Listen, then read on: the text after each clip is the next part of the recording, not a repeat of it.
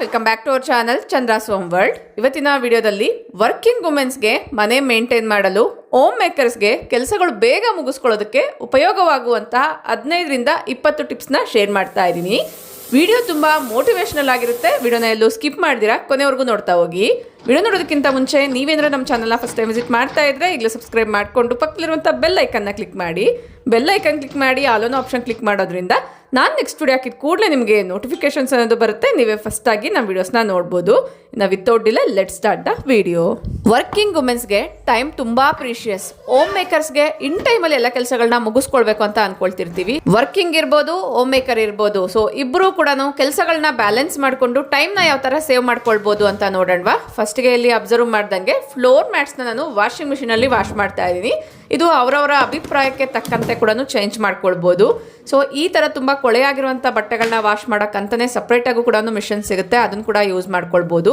ಇಲ್ಲಿ ಅಬ್ಸರ್ವ್ ಮಾಡೋದಾದ್ರೆ ಇಂಡೋರ್ ಅಲ್ಲಿ ಯೂಸ್ ಮಾಡುವಂಥ ಸ್ಲಿಪ್ಪರ್ಸ್ನ ಕೂಡ ನಾನು ಇದರಲ್ಲೇ ವಾಶ್ ಮಾಡ್ತಾ ಇದ್ದೀನಿ.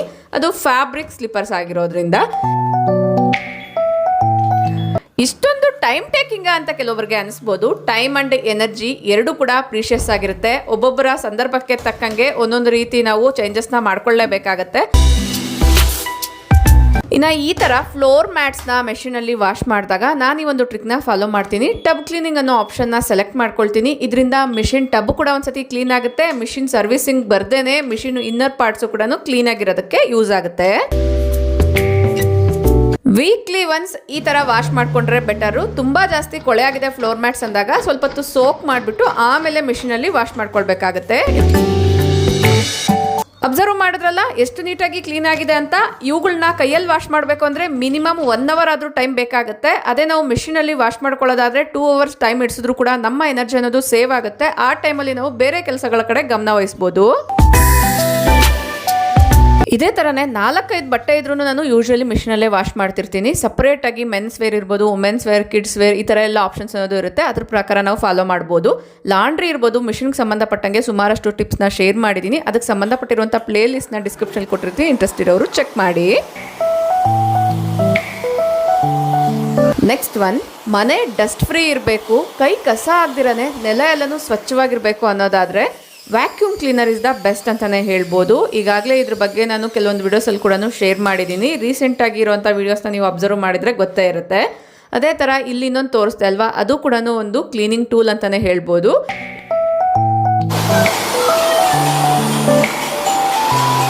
ಈ ಥರದ ಟೂಲ್ಸ್ನ ಯೂಸ್ ಮಾಡೋದ್ರಿಂದ ಕೆಲಸಗಳು ಕೂಡ ಬೇಗ ಮುಗಿಯುತ್ತೆ, ಟೈಮ್ ಕೂಡ ಸೇವ್ ಆಗುತ್ತೆ. ಮೇಯ್ನ್ ಆಗಿ ವ್ಯಾಕ್ಯೂಮ್ ಕ್ಲೀನರ್ಸ್ನ ಯೂಸ್ ಮಾಡೋದ್ರಿಂದ ಕಸನ ನಾವು ಯೂಶುವಲಿ ಪೊರಕೆಯಲ್ಲಿ ಗುಡಿಸಿದಾಗ ಒಂದು ಕಡೆಯಿಂದ ಇನ್ನೊಂದು ಕಡೆಗೆ ಆ ಸಣ್ಣ ಮೈನ್ಯೂಟ್ ಡಸ್ಟ್ ಅನ್ನೋದು ಟ್ರಾನ್ಸ್ಫರ್ ಆಗ್ತಾ ಇರುತ್ತೆ. ಬಟ್ ಈ ಒಂದು ಟೂಲಿಂದ ಆ ಮೈನ್ಯೂಟ್ ಡಸ್ಟ್ ಕೂಡ ಈಸಿಯಾಗಿ ಕ್ಲೀನ್ ಮಾಡ್ಕೊಳ್ಬೋದು. ನೆಕ್ಸ್ಟ್, ಲಾಂಡ್ರಿಗೆ ಸಂಬಂಧಪಟ್ಟಿರುವಂಥ ಮತ್ತೊಂದು ಇಂಟ್ರೆಸ್ಟಿಂಗ್ ಟಿಪ್. ಯೂಶುವಲಿ ವಾರಕ್ಕೊಮ್ಮೆ ಅಥವಾ 2 ಬಾರಿ ಬೆಡ್ಶೀಟ್ಸ್ನೆಲ್ಲ ಕೂಡ ಚೇಂಜ್ ಮಾಡ್ತಾ ಇರ್ತೀವಲ್ವಾ. ಯೂಶುವಲಿ ನಾನು ಈ ಥರ ಬೆಡ್ಶೀಟ್ಸ್ ಎಲ್ಲ ಚೇಂಜ್ ಮಾಡಿದಾಗ ಮಂತ್ಲಿ ಒನ್ಸ್ ಆದ್ರೂ ಇಲ್ಲಿ ನೀವು ನೋಡ್ತಾ ಇರ್ಬೋದು ಬೆಡ್ ಪ್ರೊಟೆಕ್ಟರ್ ಇವುಗಳನ್ನ ಕೂಡ ವಾಶ್ಗೆ ಹಾಕ್ತೀನಿ. ವಾಷಿಂಗ್ ಮಿಷಿನಲ್ಲಿ ಈ ಪ್ರೊಟೆಕ್ಟರ್ಸ್ನ ಯಾವ ಥರ ವಾಶ್ ಮಾಡ್ಬೋದು ಅಂತ ನೋಡೋಣ. ಯೂಶುವಲಿ ಇದರಲ್ಲಿ ಮೇಲೆ ಮೈಕ್ರೋಫೈಬರ್ ಕ್ಲಾತ್ ಬಂದಿರುತ್ತೆ, ಕೆಳಗಡೆ ಒಂದು ರೀತಿ ರಬ್ಬರ್ ಥರ ಬಂದಿರುತ್ತೆ. ಡೈರೆಕ್ಟಾಗಿ ಹಾಕಿದ್ರೆ ಡ್ಯಾಮೇಜ್ ಆಗೋ ಚಾನ್ಸ್ ಇರುತ್ತೆ. ಅದ್ರ ಬದಲಾಗಿ ಇಲ್ಲಿ ನೋಡ್ತಾ ಇರ್ಬೋದು ವಾಶ್ಗೆ ಹಾಕಬೇಕಾಗಿರುವಂಥ ಪಿಲ್ಲೋ ಕವರಲ್ಲೇನೆ ಬೆಡ್ ಪ್ರೊಟೆಕ್ಟರ್ನ ಕೂಡ ಹಾಕ್ಬಿಟ್ಟು ಒಂದು ಗಂಟು ಹಾಕ್ಕೊಂಡಿದ್ದೀನಿ. ಇನ್ನೊಂದು ರೂಮಲ್ಲಿರುವಂತಹ ಬೆಡ್ ಪ್ರೊಟೆಕ್ಟರ್ನ ಕೂಡ ಇದೇ ಥರನೇ ಪಿಲ್ಲೋ ಅಲ್ಲಿ ಹಾಕ್ಬಿಟ್ಟು ಈ ಥರ ಗಂಟು ಹಾಕ್ಕೊಳ್ತೀನಿ.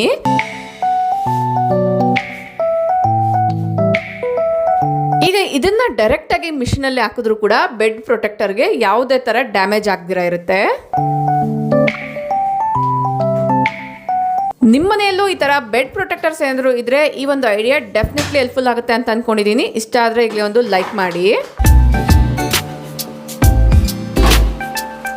ನೀವೇನಾದರೂ ನಮ್ಮ ರೆಗ್ಯುಲರ್ ವ್ಯೂವರ್ ಆಗಿದ್ರೆ ನಿಮ್ಗೆ ಗೊತ್ತೇ ಇರುತ್ತೆ ಯೂಶುವಲಿ ನಾನು ಬೆಡ್ಶೀಟ್ಸ್ನ ಚೇಂಜ್ ಮಾಡಿದಾಗ ಯಾವ್ಯಾವ ರೀತಿ ಕ್ಲೀನಿಂಗ್ಸ್ ಎಲ್ಲ ಕೂಡ ಫಿನಿಶ್ ಮಾಡ್ಕೊಳ್ತೀನಿ ಅಂತ. ವರ್ಕಿಂಗ್ ವುಮೆನ್ಸ್ಗೆ ಇಷ್ಟೆಲ್ಲ ಟೈಮ್ ಇಲ್ಲ ಅಂತ ಅನ್ಕೊಳ್ಬೋದು. ಬಟ್ ವೀಕ್ಲಿ ಒನ್ಸ್ ಆದ್ರೂ ಬೆಡ್ಶೀಟ್ ಚೇಂಜ್ ಮಾಡಿದಾಗ ಬೆಡ್ರೂಮ್ನ ಡೀಪ್ ಕ್ಲೀನ್ ಮಾಡೋ ಅವಶ್ಯಕತೆ ಇಲ್ದಿರನೆ ಈ ಥರ ಬೆಡ್ ಸುತ್ತಮುತ್ತ ಕೂಡ ಒಂದ್ಸತಿ ಡಸ್ಟಿಂಗ್ ಮಾಡ್ಕೊಳ್ಳೋವಂಥದ್ದು, ಆ ರೂಮ್ಗೆ ಸಂಬಂಧಪಟ್ಟಿರುವಂಥ ವಿಂಡೋಸ್ನೆಲ್ಲ ಕೂಡ ಒಂದ್ಸತಿ ನೀಟಾಗಿ ವೈಪ್ ಮಾಡ್ಕೊಳ್ಬೋದು.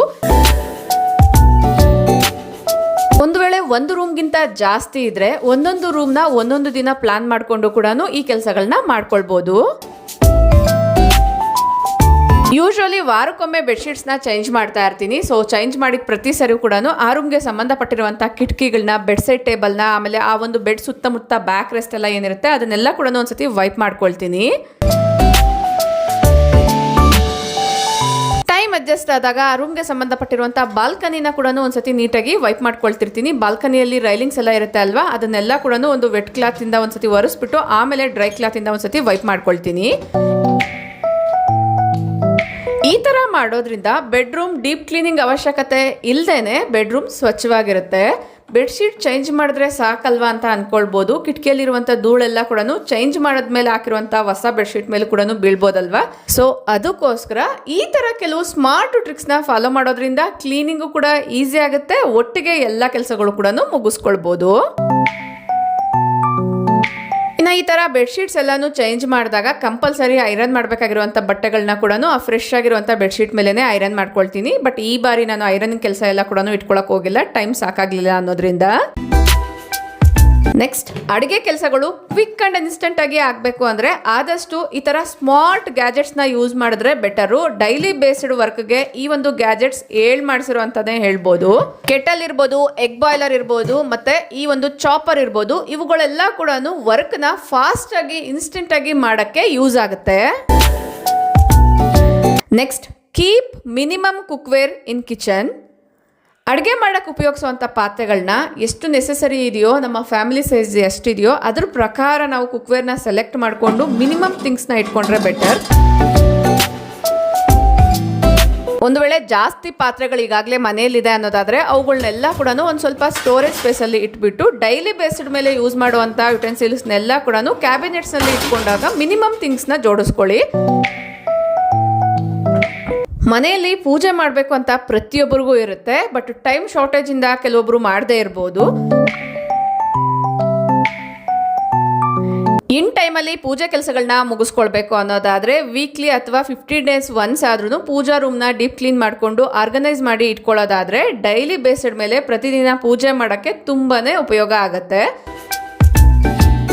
ಇನ್ನು ಈ ಥರ ಪೂಜಾ ವೆಸಲ್ಸ್ನೆಲ್ಲ ಕಡಿಮೆ ಸಮಯದಲ್ಲಿ ನೀಟಾಗಿ ಕ್ಲೀನ್ ಮಾಡ್ಕೊಳ್ಬೇಕು ಅಂದರೆ ಈಗಾಗಲೇ ಕೆಲವೊಂದು ಹೋಮ್ ರೆಮಿಡೀಸ್ ಕೂಡ ಶೇರ್ ಮಾಡಿದ್ದೀನಿ. ಆ ವಿಡಿಯೋ ಲಿಂಕ್ಸ್ನ ನಾನು ಐ ಕಾರ್ಡಲ್ಲಿ ಕೊಟ್ಟಿರ್ತೀನಿ, ಇಂಟ್ರೆಸ್ಟ್ ಇರೋರು ಚೆಕ್ ಮಾಡಿ.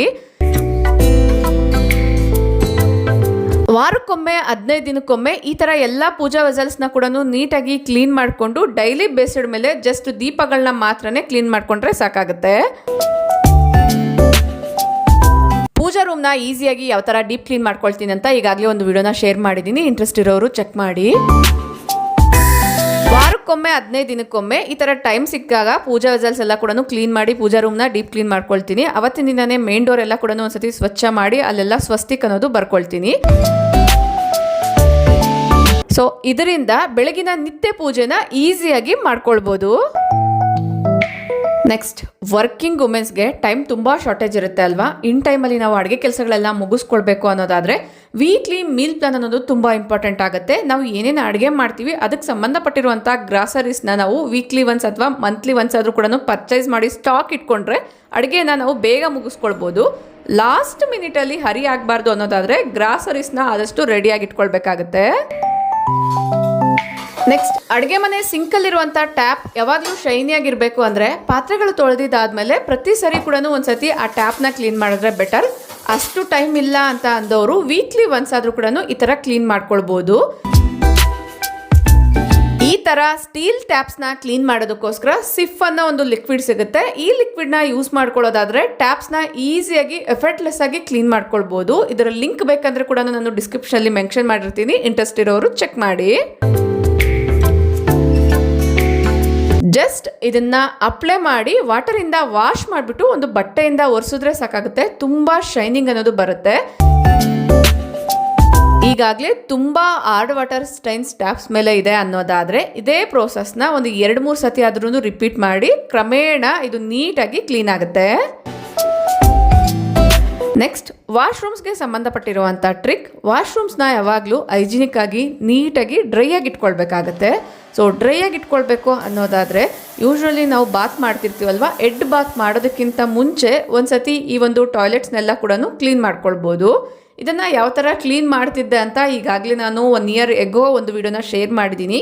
ಮತ್ತೆ ಪದೇ ಪದೇ ಅದೇ ವಿಡಿಯೋನ ಶೇರ್ ಮಾಡಲ್ಲ. ನಿಮ್ಗೆ ಬೇಕು ಅನ್ನೋದಾದರೆ ಆ ವಿಡಿಯೋ ಲಿಂಕ್ನ ಡಿಸ್ಕ್ರಿಪ್ಷನ್ ಕೊಟ್ಟಿರ್ತೀನಿ, ಇಲ್ಲ ಲಿಂಕ್ ಅಂತ ಕಮೆಂಟ್ ಮಾಡಿದ್ರು ಕೂಡ ನಾನು ಟ್ಯಾಗ್ ಮಾಡ್ತೀನಿ. ತಲೆ ಸ್ನಾನ ಮಾಡೋದಕ್ಕಿಂತ ಮುಂಚೆ ಒಂದ್ಸತಿ ಕ್ಲೀನ್ ಮಾಡ್ಕೊಳ್ಬೋದು. ಇನ್ನು ಡೈಲಿ ಬೇಸಿಡ್ ಮೇಲೆ ಆದರೆ ಸ್ನಾನ ಆದಮೇಲೆ ಬಾತ್ ಪೌಡರ್ ಎಲ್ಲ ಈ ಥರ ಕಾರ್ನರ್ಸಲ್ಲಿ ಕಲೆಕ್ಟ್ ಆಗಿರುತ್ತೆ. ಸೊ ಇದನ್ನು ಸ್ನಾನ ಆದಮೇಲೆ ಈ ಥರ ಗನ್ನಿಂದ ಫೋರ್ಸಾಗಿ ವಾಟರ್ನ ಹಾಕಿದ್ರೆ ಆ ಕಾರ್ನರ್ಸಲ್ಲಿರುವಂಥ ಪೌಡರ್ ಎಲ್ಲ ಕೂಡ ಈಸಿಯಾಗಿ ಕ್ಲೀನ್ ಆಗಿಬಿಡುತ್ತೆ. ಈ ಒಂದು ಅಭ್ಯಾಸನ ನೀವು ಕೂಡ ಮಾಡ್ಕೊಳ್ಳೋದಾದರೆ ನಿಮ್ಮ ವಾಶ್ರೂಮ್ಸು ಕೂಡ ಯಾವಾಗಲೂ ಸ್ವಚ್ಛವಾಗಿ ಡ್ರೈ ಆಗಿ ಇರುತ್ತೆ. ಯೂಶ್ವಲಿ ಮಕ್ಕಳ ರೂಮಲ್ಲಿ ಬ್ರಷ್ ಪೇಸ್ಟ್ ಇದೆಲ್ಲ ಕೂಡ ಈ ಥರ ಕೌಂಟರ್ ಸ್ಪೇಸ್ ಮೇಲೇ ಇಟ್ಟಿರ್ತಾರೆ. ಅದನ್ನೆಲ್ಲ ಕೂಡ ಅದರ ಜಾಗದಲ್ಲಿ ಜೋಡಿಸ್ಬಿಟ್ಟು ಈ ಥರ ಟಿಶ್ಯೂ ಇಂದ ಒಂದ್ಸತಿ ವೈಪ್ ಮಾಡ್ಕೊಳ್ತೀನಿ.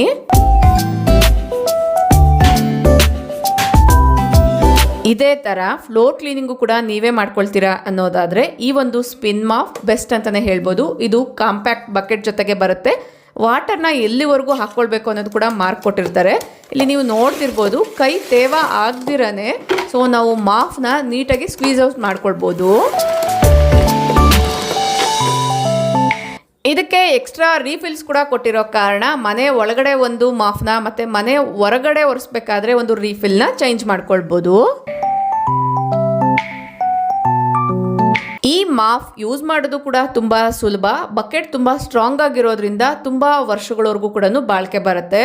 ಇದರ ಎಕ್ಸಾಕ್ಟ್ ಲಿಂಕ್ನ ತುಂಬ ಜನ ಕೇಳ್ತಾ ಇದ್ದೀರಾ. ಸೊ ಅದು ಅನವೈಲಬಲ್ ಇದೆ, ಸೇಮ್ ಬ್ರ್ಯಾಂಡ್ದೆ. ಸ್ವಲ್ಪ ಬಕೆಟ್ ವೇರಿಯೇಷನ್ ಇರೋ ಅಂಥದ್ರ ಲಿಂಕ್ ಬೇಕಂದ್ರೆ ನಾನು ಡಿಸ್ಕ್ರಿಪ್ಷನಲ್ಲಿ ಟ್ಯಾಗ್ ಮಾಡಿರ್ತೀನಿ, ಇಂಟ್ರೆಸ್ಟ್ ಇರೋರು ಚೆಕ್ ಮಾಡ್ಬೋದು. ನೆಕ್ಸ್ಟ್ ಟ್ರಿಕ್ ವರ್ಕಿಂಗ್ ವುಮೆನ್ಸ್ಗಿರ್ಬೋದು, ಹೋಮ್ ಮೇಕರ್ಸ್ಗಿರ್ಬೋದು ತುಂಬ ಅದ್ಭುತವಾಗಿ ಯೂಸ್ ಆಗುತ್ತೆ. ಇದೆಲ್ಲ ಹೇಳೋದು ತುಂಬ ಸುಲಭ, ಫಾಲೋ ಮಾಡೋದು ತುಂಬ ಕಷ್ಟ ಅಂತ ಅಂದ್ಕೊಳ್ಬೋದು. ಒನ್ಸ್ ಈ ಹ್ಯಾಬಿಟ್ಸ್ನ ನಾವು ಇನ್ಕ್ಲೂಡ್ ಮಾಡ್ಕೊಳ್ಳೋದಾದರೆ ಎಷ್ಟೇ ಕಷ್ಟವಾಗಿರುವಂಥ ಕೆಲಸ ಆದರೂ ಕೂಡ ಈಸಿಯಾಗಿ ಸ್ಮಾರ್ಟಾಗಿ ಫಿನಿಶ್ ಮಾಡ್ಕೊಳ್ಬೋದು. ವರ್ಕಿಂಗ್ ವುಮೆನ್ಸ್ ಆದರೆ ಬೆಳಗ್ಗೆ ಅಡುಗೆ ಜೊತೆಗೆ ಮಧ್ಯಾಹ್ನಕ್ಕೆ ಬೇಕಾಗಿರುವಂಥ ಲಂಚ್ ಪ್ರಿಪ್ರೇಷನ್ಸ್ ಕೂಡ ಮಾಡ್ಕೊಳ್ತೀವಲ್ವಾ. ಸೊ ಒನ್ಸ್ ಅಡುಗೆ ಆದಮೇಲೆ ಸ್ಟವ್ನ ಕಿಚನ್ ಕೌಂಟರ್ನ ಒಂದ್ಸತಿ ವೈಪ್ ಮಾಡಿಕೊಂಡ್ರೆ ಸ್ವಚ್ಛವಾಗಿರುತ್ತೆ. ಇನ್ನು ಅಡುಗೆ ಮಾಡಬೇಕಾದ್ರೆ ಸ್ಟವ್ ಗಲೀಜಾಗ್ದಿರ ಯಾವ ಥರ ಮಾಡಬೇಕು ಅನ್ನೋದು ಕೂಡ ಈಗಾಗಲೇ ಒಂದು ವಿಡಿಯೋನ ಶೇರ್ ಮಾಡಿದ್ದೀನಿ. ಸೊ ಪ್ರತಿಯೊಂದರ ಲಿಂಕ್ನ ಕೂಡ ನಾನು ಕೊಡೋಕ್ಕಾಗಲ್ಲ. ನಿಮ್ಗೆ ಯಾವ್ದು ಲಿಂಕ್ ಎಕ್ಸಾಕ್ಟಾಗಿ ಬೇಕು ಅಂತ ಕಮೆಂಟ್ ಮಾಡಿದ್ರೆ ನಾನಲ್ಲಿ ಪಿನ್ ಮಾಡ್ಬೋದು. ಅಷ್ಟೇ ಅಲ್ಲ, ಅಡುಗೆ ಮಾಡುವಾಗ ಸಿಂಕಲ್ಲಿ ಜಾಸ್ತಿ ಪಾತ್ರೆ ಬೀಳ್ದಿರ ಯಾವ ಥರ ಅಡುಗೆ ಮಾಡಬೇಕು ಅನ್ನೋ ವಿಡಿಯೋ ಕೂಡ ಶೇರ್ ಮಾಡಿದ್ದೀನಿ. ಒಳ್ಳೆ ರೆಸ್ಪಾನ್ಸ್ ಕೂಡ ಬಂದಿದೆ, ಇಂಟ್ರೆಸ್ಟ್ ಇರೋರು ಚೆಕ್ ಮಾಡಿ.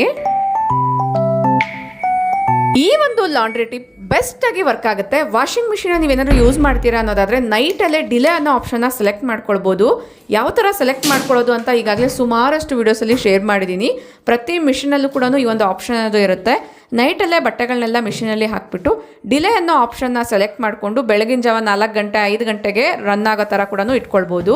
ಸೊ ಇದರಿಂದ ಬೆಳಗ್ಗೆ ಎದ್ದಿದ ಕೂಡಲೇ ಮಿಷಿನಲ್ಲಿ ಬಟ್ಟೆ ಎಲ್ಲನೂ ವಾಶ್ ಆಗಿರುತ್ತೆ.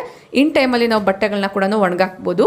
ಅದೇ ಟೈಮಲ್ಲಿ ಗಾರ್ಡನ್ಗೆ ಸಂಬಂಧಪಟ್ಟಿರುವಂಥ ಕೆಲಸ ಅಥವಾ ಏನಾದರೂ ಸ್ವಲ್ಪ ಹೊತ್ತು ಬಿಸಿಲಲ್ಲಿ ನಿಲ್ಬೇಕು ಅಥವಾ ವಾಕಿಂಗ್ ಮಾಡಬೇಕಂದ್ರೂ ಕೂಡ ಒಟ್ಟಿಗೆ ಮುಗಿಸ್ಕೊಳ್ಬೋದು.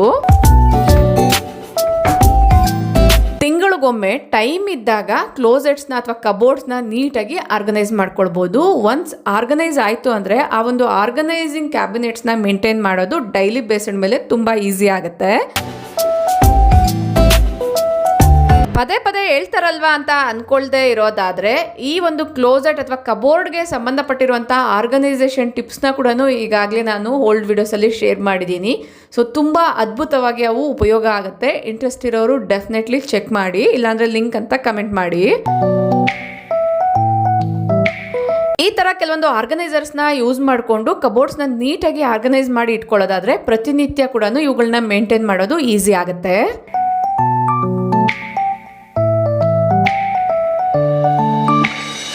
ಅಡುಗೆ ಮನೆಯಲ್ಲಿರುವಂಥ ಕಂಟೈನರ್ಸ್ನ ಏನಾದರೂ ರೀಫಿಲ್ ಮಾಡ್ಕೊಳ್ಬೇಕು ಅನ್ನೋದಾದರೆ ನೈಟ್ ಟೈಮಲ್ಲಿ ಮಾಡಿಕೊಂಡ್ರೆ ಬೆಟರು.